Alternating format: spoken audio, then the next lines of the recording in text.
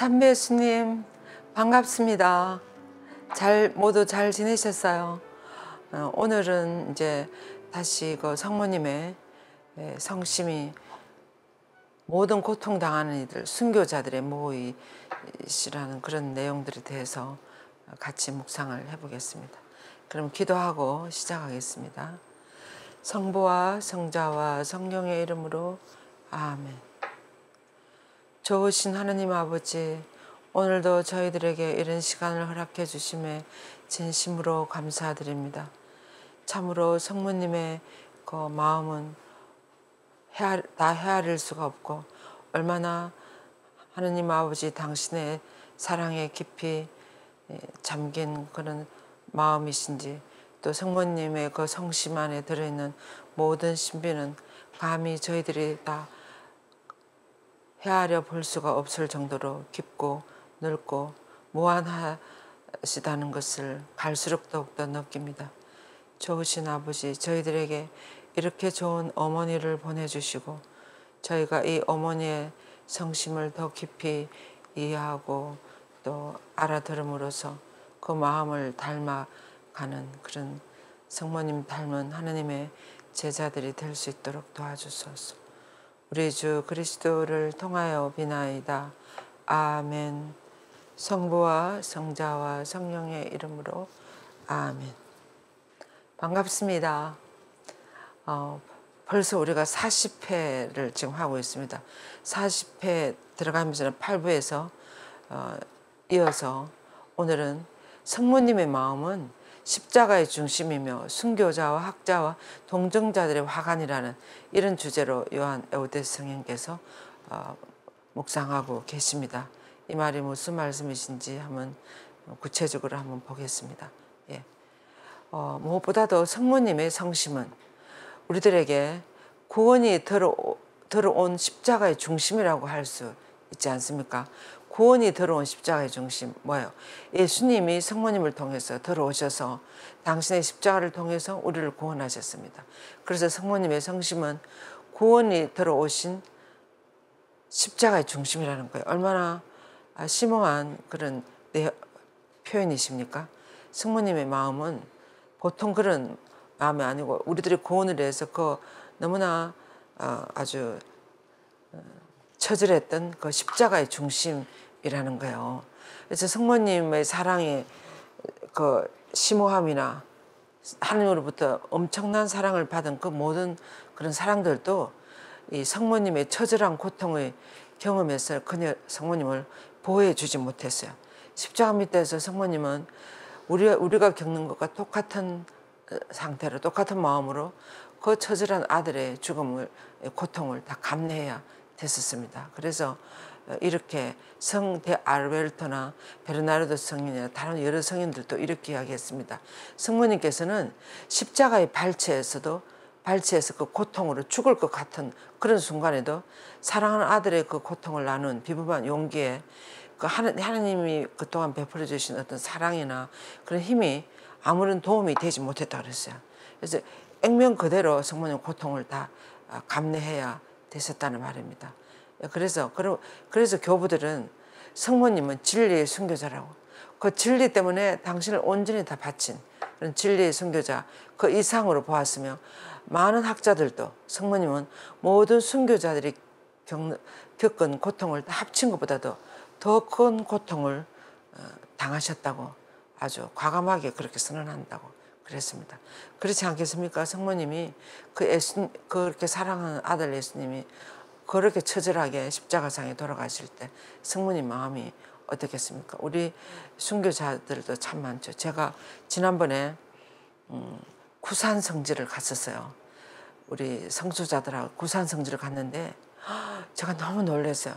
우리 명동성당 그 지하 그 무덤 성당에 가면 성 김성우 그분의 묘비도 있었어요. 앵베르 주교님, 또 최경환 성인, 뭐 이 5분의 성인들의 묘가 있는데 그 중에 성 김성우 안토니오 성인 있었어요. 그래서 저분이 누군가 이러서 하는데 제가 구산 성지를 가니까 그분의 집이었습니다. 집. 그분이 그 성김성 안토니오 그분뿐만 아니라 첫째 동생, 둘째 동생, 첫 아들, 둘째 아들, 셋째 아들, 조카 모두 다가 순교했어 거기서. 그래서 거기에 옹기굴을 또 있더라고요. 그래서 옹기를 구우면서 아마 지금은 신도시로 되었습니다만은 아마 1800년대 그럴 때는 너무 시골이었겠죠. 근데 그 산속에 그 옹기를 구우면서 그 가족들이 살아간 거예요. 그래서 거기에 그대로 있었는데 너무나 놀라운 것은 어떻게 그 동생들도 모두 다 그리고 또 그 아들들도 모두 다 조카까지 이렇게 다 순교하신 것을 보면서 얼마나 이분들의 하나님에 대한 열정이 얼마나 순수하고 얼마나 진지했던가. 정말 성령이 온전히 그분들을 차지하고 그렇게 처절한 순교를 다 당하도록 이렇게 하셨겠구나 이런 생각이 들었어요. 그래서 거기서 이제 잡혀서 남한산성으로 모두 끌려가서 거기 가서 순교를 다 당하셨대요. 근데 그 포졸들이 그 온 집안 사람들을 차례대로 다 아주 순교를 다 하니까 이 집안이 완전히 멸족이 되는 거 아닙니까? 그래서 그 포졸들도 너무 가슴이 아파서 그 어린 손자들도 다 끌고 갔대요. 끌고 가는데 그 포졸이 그 조그마한 손자 아이를 뒤에서 그 포성줄을 끊어가지고 그 언덕 밑으로 이렇게 살살 밀어가지고 떨어뜨려 줬대요. 그리고 그 아이가 손자가 살아나서 그 집안을 이어갔다고 해설자가 그렇게 이야기했습니다. 그런 것을 보면서 우리 이 순교자들이 정말 순교자들의 그 하나님에 대한 신앙만큼 그렇게 순수하고 열정적이고 모든 것을 다 아주 믿음이 그렇게 아주 찬란하게 빛나는 그런 모습을 정말 제가 보고 제가 너무나 울음이 날 정도였습니다. 그런데 이런 그 순교자들이 얼마나 고통이 심했겠습니까? 그런데 이런 모든 고통, 모든 순교자들의 고통도 성모님이 당한 그런 고통에 비하면 아무것도 아니라는 거예요. 성모님은 그만큼 정말 극심한 고통을 당하셨는데도 그것을 끝까지 견뎌내셨습니다. 그래서 이렇게 어느 누구도 성모님의 이 지극히 사랑을 성심이 겪은 고통의 깊이를 이해할 수 없을 것이라고 그랬어요. 성모님은 육체적으로 당하신 고통이 아니고 심적으로, 마음으로, 정신적으로 완전히 정말 졸도하지 않으시고 십자가 밑에 서 계신다는 것을 보면 우리 성모님의 하나님에 대한 믿음도 참 대단하셨다는 걸 알 수가 있습니다. 예. 그래서 에우대서는 이렇게 이야기했어요. 구세주의 어머니시여, 당신 아드님은 모든 순교자의 화관보다 더 영광스럽고 빛나는 왕관으로 들어 높여졌습니다. 예수님은 십자가의 형을 받으십니다. 당신도 그들보다도 더 고통당하셨기에 더 영광스럽게 되었을 뿐만 아니라 거룩한 순교자들이 당신을 모이시며 어머니로 그렇게 우러러 보게 되는 거예요.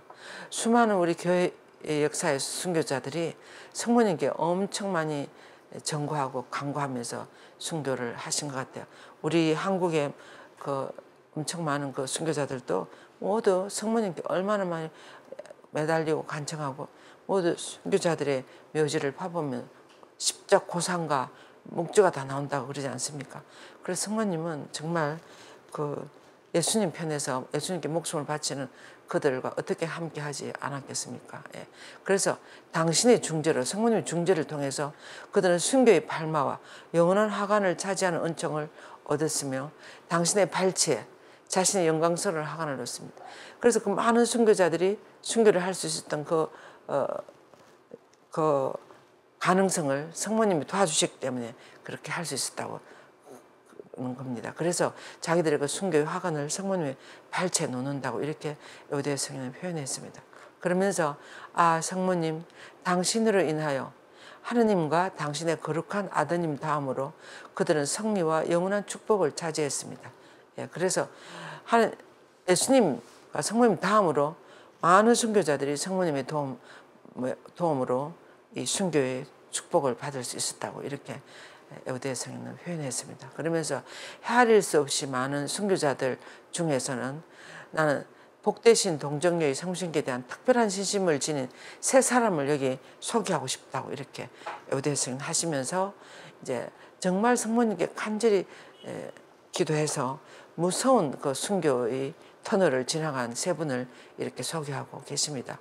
첫 번째로는 우리가 시대가 지금 이제 조금 이 에우대 성인은 프랑스 사람이지 않습니까? 그리고 또 1600년대를 살아가신 분이니까 아마 그 중세 이런 순교자들을 소개를 해서 우리하고는 조금 생소합니다만 우리가 한번 봅시다. 첫째로는 영국의 헨리 8세 왕 때, 그러니까 1535년 이럴 때, 헨리 8세 왕은 여러분들도 어느 정도 알지 않습니까? 이 왕이 자기 동생의 부인과 결혼을 하고 싶어서 교황님이 허락 안 하니까 그때까지 카톨릭을 다 믿고 있던 영국의 그 종교를 바꿔버렸어요.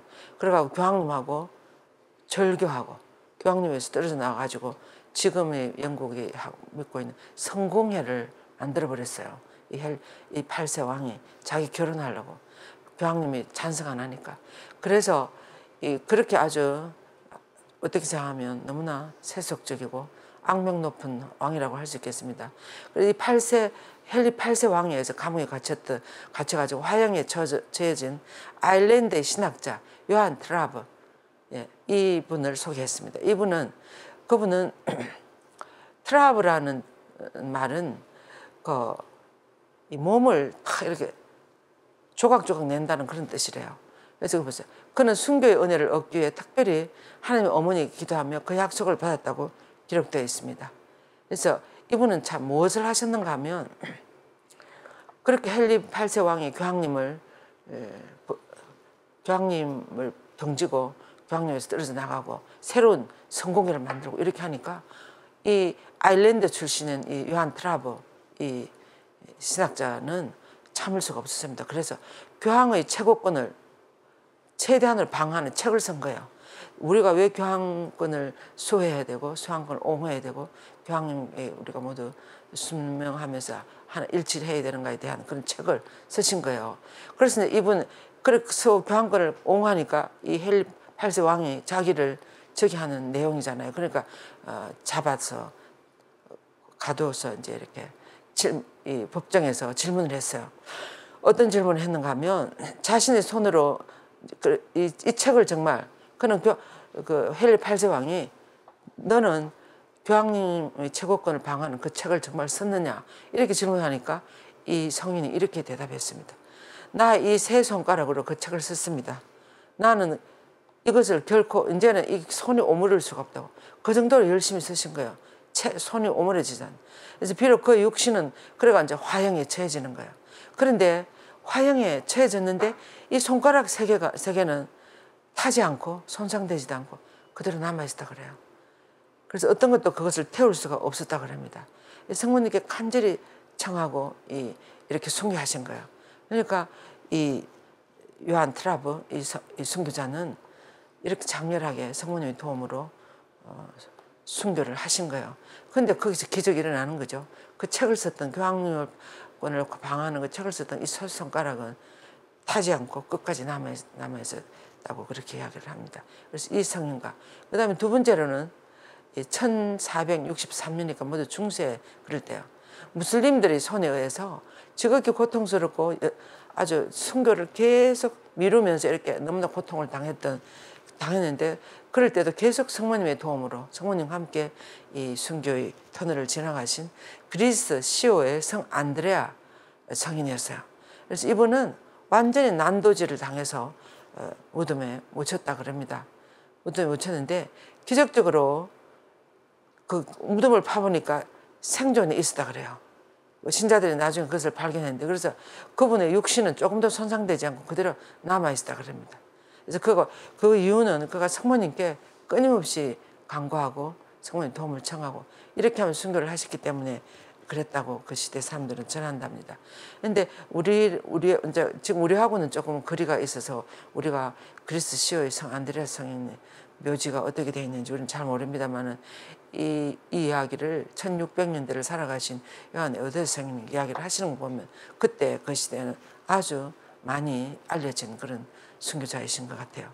그다음에 세 번째로 그러니까 근데 이분은 무슬림들의 손에 의해서 잡혀서 이제 그리스 시오니까 이 무슬림들이 나중에 다 그쪽으로 다 쳐들어왔죠. 지중해 있는 그쪽으로 지금 그리스 터키 그쪽 지금은 또 그렇게 되어 있는 거죠.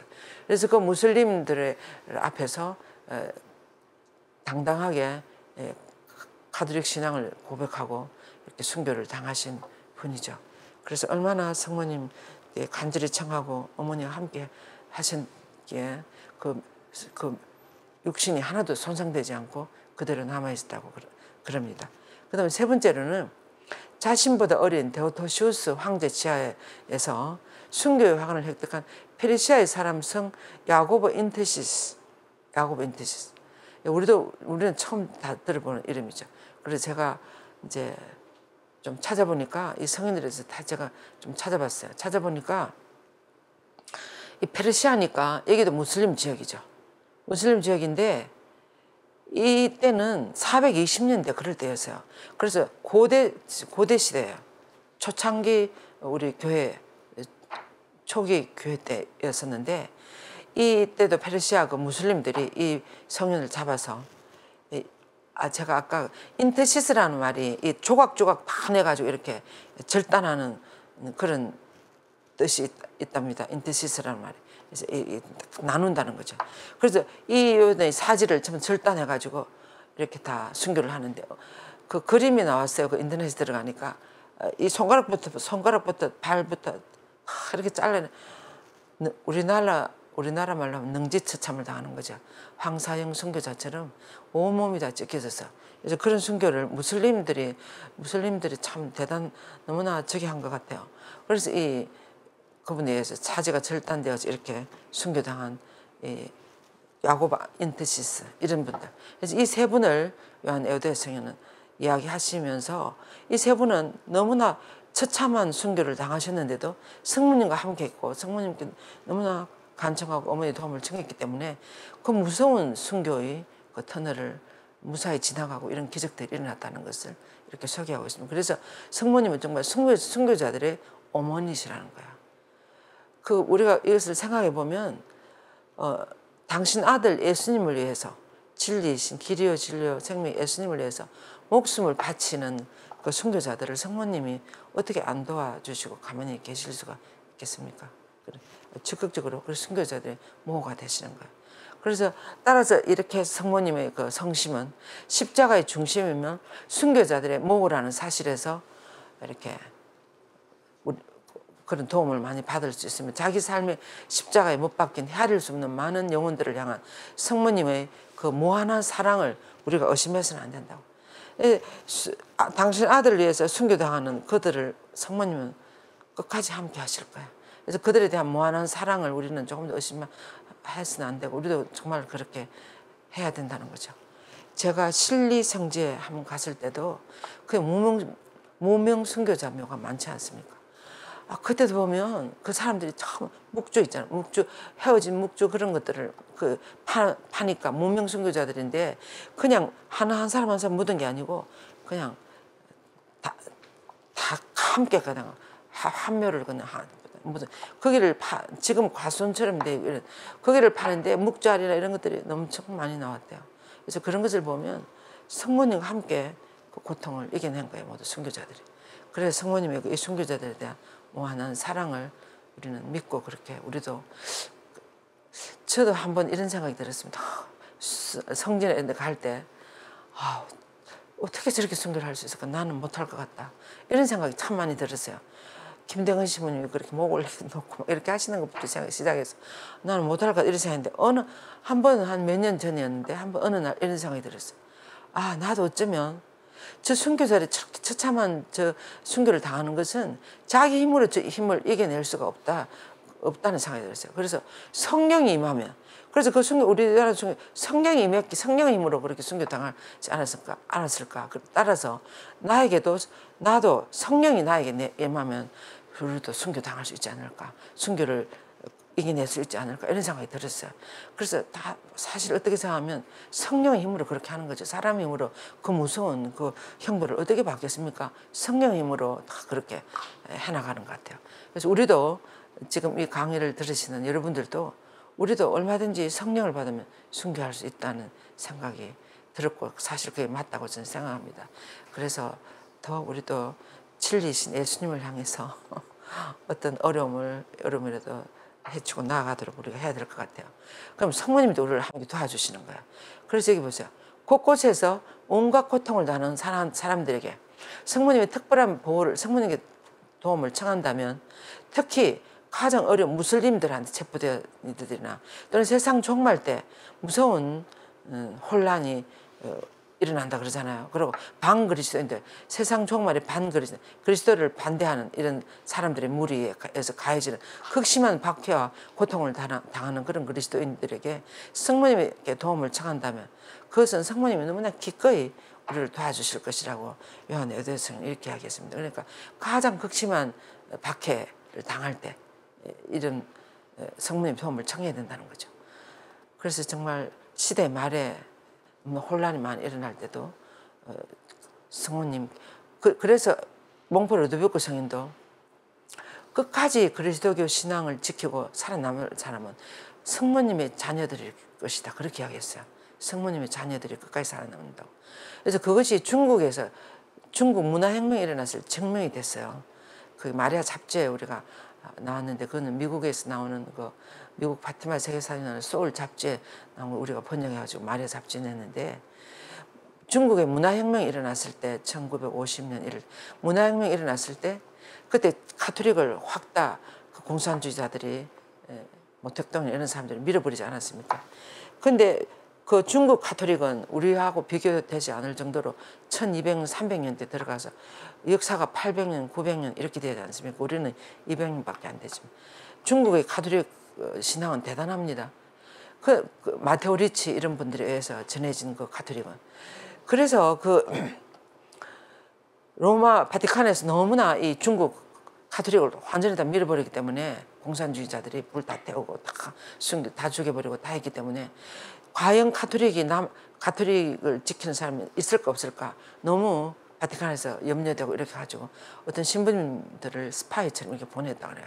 중국에 보내가지고 그 신부님이 들어가서 쭉 이렇게 살펴보니까 어느 감옥에 갇혀있는 어떤 할아버지가 아직까지 손가락으로 묵주기도를 하면서 성호를 이렇게 혼자서 이렇게 하면서 가톨릭 신앙을 지내고 있는 것을 발견했어요, 신부님. 그래서 너무 놀라가지고 이 신부님이 당신은 이 중국의 문화혁명이 일어나기 전에 우리 가톨릭 교회 안에서 뭘 한 분이냐고 이렇게 하니까 혹시 주교님이나 신부님이나 이런 분인가 싶어서 그 문화혁명이 일어나지 무엇을 하시는 분입니까? 이렇게 물으니까 이 할아버지가 하는 말, 저는 레지오 마리의 단원이었습니다, 이렇게 이야기했어요. 그래서 그 레지오 마리의 성모님의 군대의 단원으로서 묵주기도를 끊임없이 하고 성모님께 끊임없이 매달린 거예요. 그래서 그때까지 감옥에서도 가톨릭 신앙을 그렇게 지키고 있는 거예요. 그래서 루드비코 성인이 하신 말씀이 맞는 거예요.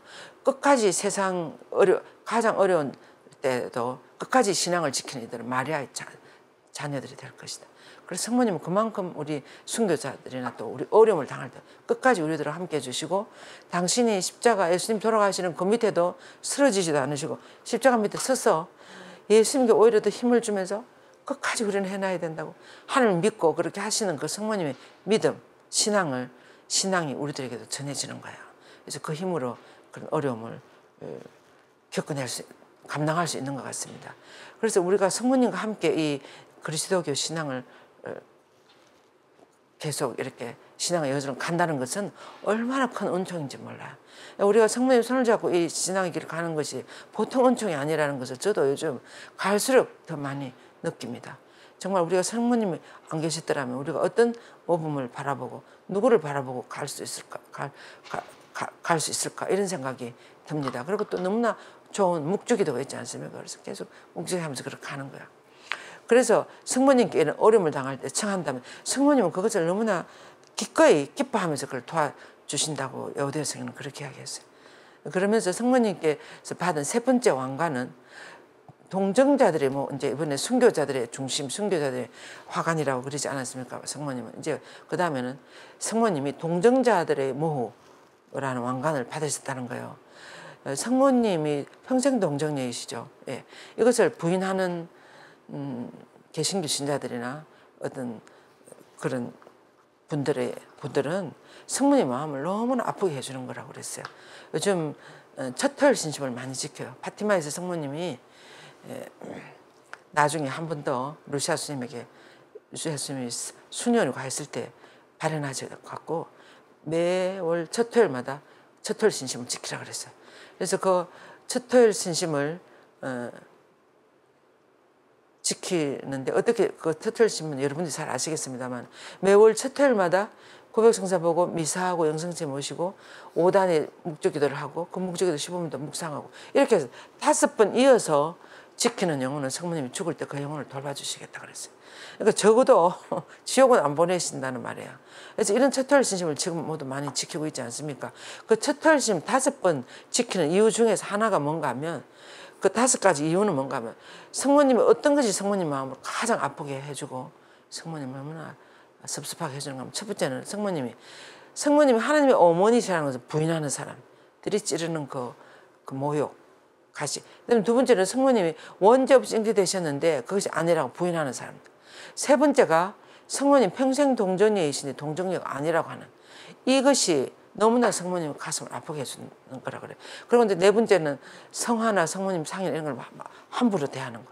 그리고 5번째가 어린이들이 성모님께 가까이 다가가는 것을 못 가게 막는 거. 이런 것이 성모님의 마음에 가시를 찌른다 그랬어요. 그래서 제가 생각해 보니까 성모님이 평생 동정녀이신 당신은 평생 동정녀 아니요. 이렇게 말하는 것은 얼마나 섭섭하게 해주는가 하면 지금 제가 우리 가톨릭 수녀잖아요. 그런데 너는 수녀가 아니다고. 너는 동정녀가 아니고 이렇게 이야기하면 어떻게 제 정체성이 흔들리는 거예요. 제가 뒤집어지지 않겠습니까? 제 정체성을 인정 안 해주고 아니라고 이렇게 하고 여러분들이 누구의 아내요 누구의 어머니지 않습니까? 근데 여러분들 보고 누구의 아내가 아니라고 한다랄지 누구의 엄마가 아니 이런 말을 하면 여러분들 가만히 있을 수가 없을 거예요. 그런 것처럼 성모님은 평생 동정녀이신데 동정녀가 아니라고 하든지 원죄 없이 잉태되시는데 그것도 아니라고 이런 성모님의 핵심적인 정체성을 부인하고 인정하지 않으니까 가장 성모님 마음을 아프게 되다고 그랬어요. 그래서 요즘 현대에 얼마나 그런 사람들이 많습니까? 그래서 우리가 첫 토요일 신심을 지키면서 성모님이 아픈 마음을 위로해드리고 좀 더 성모님 누군가에 대해서 좀 더 전하기 위해서 이 첫 토요일 신심을 지키는 거예요. 그래서 여기 보면 그 성모님은 그 어떤 순결한 덕의 성인들보다 더 뛰어나 현할 수 없이 완전하게 동정자들의 왕관을 받았습니다. 그래서 성모님은 정말 우리가 성서적으로도 평생 동정녀이시라는 것을 우리가 마리 학교에서 성모님 4대 교회에 대해서도 우리가 강의를 하거든요. 이제 마리 학교에서 이렇게 성경에 나타나는 마리아부터 시작해서 기초 체계적으로 전체적으로 다 공부를 합니다. 6개월 과정으로. 이제 그렇게 하는데 그 4대 교회에서 평생 동정성에 대해서요. 평생 동정성이 551년 그럴 때 콘스탄티노플 공회 때 교회로 신앙 진리로 선포됐어요. 그런데 그 성모님 평생 동정녀이시라는 성경에도 나옵니다. 마태복음에 나오지 않습니까? 동정녀가 잉태하여 아들을 낳은 그 이름 임마누엘이라. 그분이 바로 예수님이고 그 동정녀가 바로 마리아이시다고 그렇게 나와요. 그렇게 나오고 하는데도 또 이제 요즘 개신교 신자들이 어떻게 이야기합니까?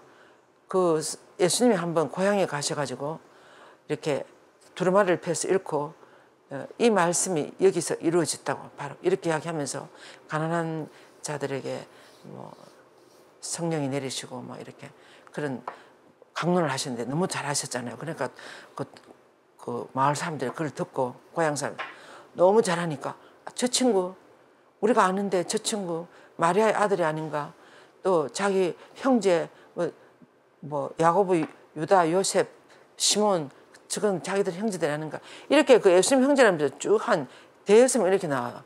그런 것들을 보고 개신교 신자들이 즉파라고 성모님 어떻게 동정녀냐고 예수님 형제들이 이렇게 이야기하거든요. 근데 그걸 너무나 성경을 조금만 더 들여다보면 그렇지 않아요. 성경 원본에 보면 아포스톨한 그 형제들 형제들은 그 히라보는 그 시대 이스라엘에서는 이 형제들이라는 말은 친형제뿐만 아니라 사촌, 이종사촌, 뭐 고종사촌, 뭐 우리나라 같으면 어쨌습니까? 5촌, 6촌, 7촌, 8촌 온갖 형제들이 다 형제들을 다 아울러서 그렇게 아포스레이트라고 그렇게 표현을 하는 거예요. 그래서 그것을 친형제가 아니에요. 또 뭘 보면 알 수 있는가 하면 성경에 예수의 어머니 마리아 이런 말은 나오죠. 그죠? 여러분들 시몬의 어머니 마리아, 유다의 어머니 마리아 이런 말 있습니까? 친어머니 아니에요.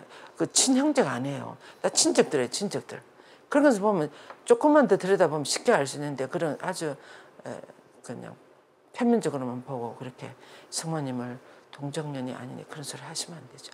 분명히 성모님은 성령으로 잉태하셨다 그랬어요. 그래서 평생 동정녀이십니다. 그래서 성모님은 그리고 또 원죄와 또 미리 또 사회지고 이러셨기 때문에 정말 순결한 동정녀이지 않습니까? 그래서 동정녀의 화관을 받으셨다는 거예요. 그래서 순결에 대한 아주 큰 사랑과 그래서 우리 루도빅 참 요한 에우대 성령께서 우리가 성모님을 닮으려 그러면 우리는 순결에 대한 아주 그 갈망, 순결해지고 싶은 그런 원의가 아주 많아야 된다 그랬어요. 그리고 불순결에 대한 극단적인 정오심을 가져야 된다 그랬어요. 그래서 우리도 사실 이렇게 여러분들도 산 삶을 살아가면서 순결하게 사는 거하고 불순결하게 사는 거하고 얼마나 큰 차이가 나는지 결혼하신 분들도 마찬가지입니다. 그렇지 않습니까? 그래서 하나님 앞에서는 이 순결한 삶을 살아가는 것과 불순결의 삶을 살아가는 것은 큰 하늘과 땅 차이입니다. 그래서 이런 순결에 대한 큰 사랑과 불순결에 대한 극단적인 정오심을 우리 영혼에 새겨야 된다고 새길 수 있도록 성모님께 도움을 청해야 된다 그랬어요. 그러면서 이제 그리고 이제 8세기에 콘스탄티노플의 교부인 제르마노 성인은 성모님의 지극히 자비로운 성신께 특별히 의탁하면서 성모님을 찬미하는 뛰어난 작품과 강론들을 많이 썼어요. 그래서 제가 그 8세기니까 제르마노 성인을 찾아봤더니 정말 성모님을 너무나 사랑했습니다. 그래서 뛰어난 그런 글들이 있었습니다. 강론과 작품들이 지금도 남아있어요. 그리고 이제 9세기에는 작가들 중에서 아우스틴 수도의 어떤 수도자였는데 이분은 너무나 겸손하셔가지고 자기가 그 성모님에 대한 아름다운 글을 쓰가 제목을 백치, 다른 말로 바보라는 이런 제목으로 아주 겸손하게 자기 자신을 감추기를 원해서 그냥 제목만 그렇게 쓰고 이렇게 그 책을 발간을 했는가 봐요. 그런데 이 미천한 이들을 구보시는 하나님에 의해서 이분의 본래 이름이 나중에 드러나게 됐어요. 그래서 그분은 바로 라이몬드의 조르단이라는 분이었습니다. 이분도 이 백지라는 이 책을 통해서 얼마나 그 성모님에 대한 그 아름다운 글들을 내용들을 많이 이야기하시는지 9세기 한 세기 전체에 너무나 유명한 책이었다 그럽니다. 지금 백치라는 그런 책이었다 그러는데 그래서 그의 작품은 하나님 어머니에 대한 심오한 신심을 아주 비범하게 표현하고 있다 그럽니다. 그래서 9세기의 유명한 성모님에 대한 책이 되겠습니다. 라이몬드 조르단이라는 분이 쓰신 아우스틴 수도에. 예. 그리고 고통받는 이들의 위로자이며 그들의 모든 고통을 영원하고 거룩한 유익으로 돌려놓을 수 있는 은총을 아들로부터 획득할 수 있는 자비 어머니 간청하십시오. 그래서 성모님께 당신 아들로부터 고통을 잘 견뎌낼 수 있는 은총을 도와주시라고 성모님께 청해야 된다고 그랬습니다. 그러면서 자신의 마음과 몸의 크고 작은 십자가들을 하나님의 영광을 위하여 지금 우리에게 하시는 말씀인 것 같습니다. 하나님의 영광을 위하여 십자가에 못 박혀 돌아가신 아드님께 바쳐달라고 청하면서 성모님께 봉헌하라고 그랬어요. 봉헌. 그래서 우리들 고통을 지금도 파티마시도 성모님이 너희들이 당하는 모든 고통을 하나님께 봉헌하라 그랬어요. 그래서 희생 기도를 가르쳐 주지 않았습니까? 어려움을 당할 때마다 오 나의 예수님 이 선물 드리면 당신을 사랑하기 위하며 태없어진 성모님 마음을 상해드린 보석이며 죄인의 해결을 위함이나이다. 이렇게 하고 우리가 당하는 작고 큰 모든 고통들을 봉헌하면 하나님 옥좌 앞에 꽃처럼 피어나는 하나님을 기쁘게 해주는 그런 것이 된다 그랬어요. 그래서 이렇게 이 에우대 성인도 이 크고 작은 모든 십자가에 돌아가신 당신 자신을 봉헌하신 예수님께 봉헌해 주시라고 성모님께 도움을 청하라고 그렇게 이야기하셨습니다. 그러면서 복되신 동정녀는 거룩한 사도들과 학자들에게서 순교자들의 모로 불리지 않습니까? 순교자들의 모. 거룩한 이들을 능가하는 학식과 성덕의 왕관을 받으셨습니다. 그러니까 학식이나 성덕이나 이런 모든 것들도 보다도 더 큰 덕이 순교의 순교의 덕인 것 같습니다. 그래서 특별히 이 기도들의 정신과 이단과 죄인들의 어둠 속에서 고통당하는 영혼들의 유익을 위해서는 성모님께 간청하라고 그랬습니다. 성모님 도움을 청하면 이런 극심한 어려움을 우리는 잘 지나갈 수 있다고. 그래서 이 세상에서 오류의 유혹을 피하도록 빛을 주시기를 또 성모님께 청하면서 모든 의심과 걱정들 속에서도 성모님의 성신께 의탁해야 된다 그랬어요. 우리가 살아가면서 또 신앙생활 하면서 어떨 때는 조금 의심이 들 때도 있고 어떨 때는 유혹이 닥칠 때도 있고 그래서 우리가 해이해지기도 하고 또 멈추기도 하고 이런 순간들이 있지 않습니까? 이럴 때 우리는 더 성모님께 이나시오 성인은 그랬어요. 우리가 그런 어떤 어려움이나 어떤 유혹을 받을 때 2배로 더 열심히 하라 그랬어요. 2배로 더 그런 어려움이 닥치면. 그래서 유혹이 닥치는 일하면 2배로 더 열심히 하는 거예요. 그래서 묵주기도를 만약에 5단 했으면 10단을 하고 막 평일 미사도 가고 성모님께 간절히 청하는 거예요. 그렇게 하면 더 2배로 더 열심히 그렇게 간절히 청하면 사탄아 물러가라 그렇게 하면서 그렇게 청하면 그런 유혹이나 이런 것이 다 물러간다고 그랬습니다. 그래서 우리는 이런 모든 은총들을 이런 의심과 걱정들 이런 것들이 몰려올 때 성모님께 더 간절하게 더 열심히 청하는 거예요. 그리고 이제 이렇게 이야기했습니다. 나는 그 이후의 작가들에 관해서도 말하고 싶은데 그들 중에서 특별히 캔터베리 성 안셀모 대주교를 소개하고 싶다 그랬어요. 이 캔터베리 성 안셀모 대주교님은 우리 마리안을 공부하면서 얼마나 너무나 훌륭한 책들을 쓰셨어요. 그래서 이분의 그 성모님에 관한 강론이나 이런 것들을 우리가 다 공부했었어요. 예. 보면 요한이심의 영광스러운 동정녀인 어머니께 대한 그의 사랑은 특히 성모님의 탁월성에 대해서 논문은 빛나고 있습니다. 성모님 얼마나 뛰어나신 분인지. 근데 그 강론이 이런 것이 베르나르도 성인 다음으로 너무나 아름다운 강론들이 많습니다. 그래서 가장 차가운 마음까지도 따뜻하게 녹이기에 충분한 성모님에 대한 그의 격찬을 여기에 올린다고 하면서 이렇게 에우대 성인이 이야기했습니다. 이제 이 기도는 이제 안셀모 성인이 쓰신 거죠. 오 놀랍도록 뛰어나며 뛰어나게 놀라운 여인이시여 당신의 사랑이 저희 마음속에 끊임없이 머물게 하시오. 제가 당신의 성심 안에서 영원히 다시 태어나는 그런 다시 태어날 수 있는 은총을 얻어주소서 이렇게 기도했습니다. 안셀모 성인 성모님께. 이제 그리고 12세기 12세기 들어오면 그 유명한 클레르보의 성 베르나르도 성인이 나오지 않습니까? 이 성인은 요한묵시록 12장에서 여인들이 선 관의 12개의 그 별 있잖아요. 12개의 별. 그 별들은 성모님 생애의 신비와 덕향을 의미한다고 해석했습니다. 성모님 생애 너무나 훌륭해서 그 덕향과 신비를 표현하는 거라고. 동시에 12번째 별은 성모님 성심의 순교라고.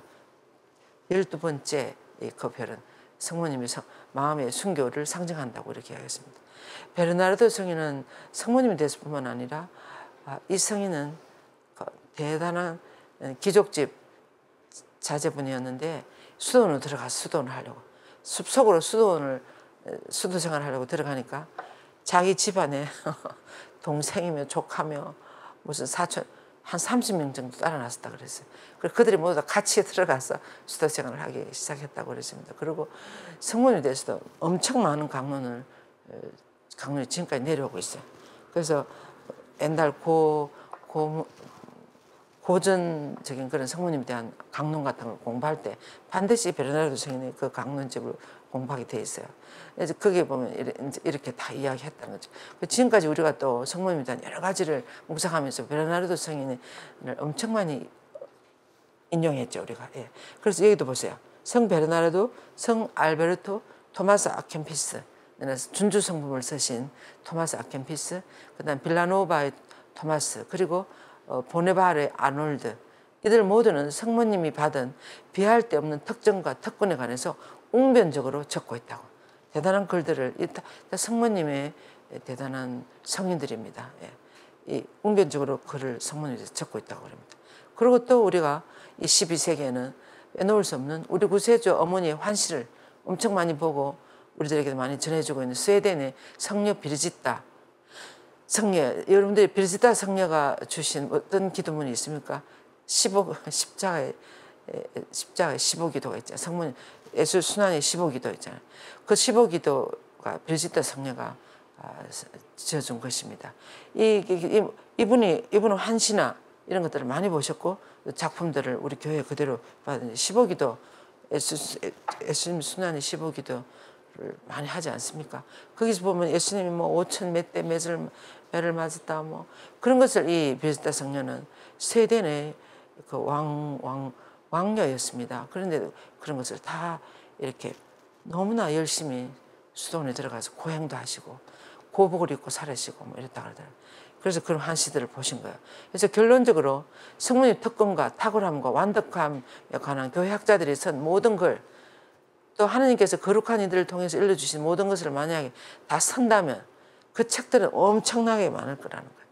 지금 남아있는 것은 그 한 일부분이라는 거죠.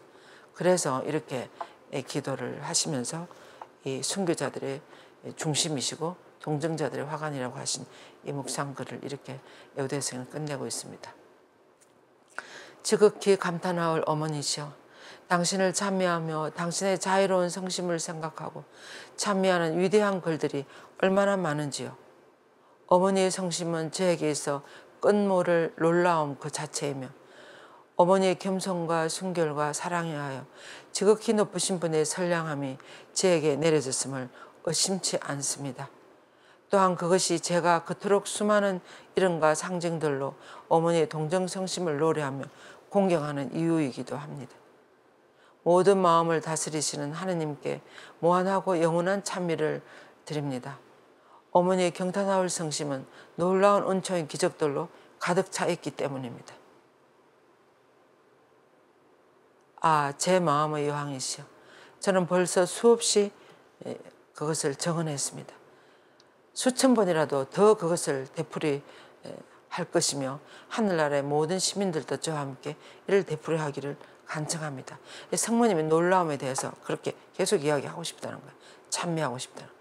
모든 뛰어난 특권이 어머니의 것이기에 그것이 가장 작은 것 하나라도 원한다면, 그리고 제가 완전히 사라져야만 그것을 얻을 수 있다 하더라도 제 마음을 다해서 제가 온전히 없어진다 하더라도 성모님의 이 특권을 노래하기 위해서는 제가 모든 것을 다 하겠다고 온 마음을 다해 그것을 바랄 것입니다.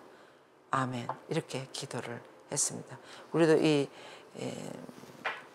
성인처럼 이렇게 온 마음으로 성모님을 찬미하고 성모님 헤아릴 수 없는 그 놀라운 신비에 대해서 우리가 묵상하면서 어머니의 사랑이 얼마나 대단하신지, 또 구원 사업에서 특히 순교자들을 통해서 순교자를 통해서, 그리고 또 동정자, 순교란 동정자들 통해서 성모님 그들과 함께 얼마나 대단한 일들을 하시는지를 우리는 마음에 새기고 우리도 그런 삶을 살아가도록 노력해야 되겠습니다.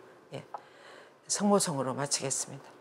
은총이 가득하신 마리아님 기뻐하소서. 주님께서 함께 계시니 여인 중에 복되시며 태중의 아들 예수님 또한 복되시나이다. 천주의 성모 마리아님, 이제와 저희 죽을 때 저희 죄인을 위하여 빌어주소서. 아멘. 성부와 성자와 성령의 이름으로 아멘. 그리고 공지사항이 있습니다. 우리가 6월 예수 성심성호를 맞이해서 다음 주 월요일 두 성심 일집회죠. 우리가 조금 전에 묵상한 것처럼 예수님의 구원 사업에 예수님이 어떻게까지 하셨고 성모님이 그 어떻게까지 하셨는지 두 마음이 한 마음이 되어서 어떻게 우리를 구원하셨는지에 대한 묵상을 하려고 그럽니다. 그래서 월요일 날 그 명동 카톨릭회관 7층 강당으로 9시 반까지 오시면 되겠습니다. 1시까지 비정해요. 그리고 이제 우리가 9월 달에 다시 마리아학교 기초과정을 시작합니다. 그래서 9월 3일 날 대면반에 개강하는데, 매주 화요일, 지금과 똑같이 대면반은 매주 화요일 오후 2시부터 4시까지 6개월 과정으로 하고, 그리고 온라인 반은 여러분들이 집에서 누구나 다 들을 수 있습니다. 온 세계에서 다 들어오고 있습니다. 지금 온라인 반에는 줌반에 매주 목요일 날 저녁에 8시, 10시까지 이렇게 6개월 과정으로 하게 되겠습니다. 성모님이 이것은 이제 20강 되는 6개월 과정의 일정이에요. 성모님이 우리들에게 얼마나 중요한 보물이신지, 보석 같은 분이신지를 특별히 우리 가톨릭 신자들은 꼭 알아야 될 것 같아요.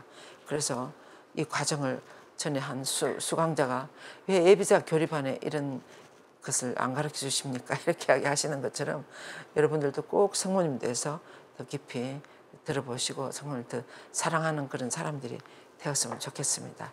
예, 수고 많으셨습니다. 영광이 성부와 성자와 성령께 처음과 같이 이제와 항상 영원히 아멘. 성부와 성자와 성령의 이름으로 아멘.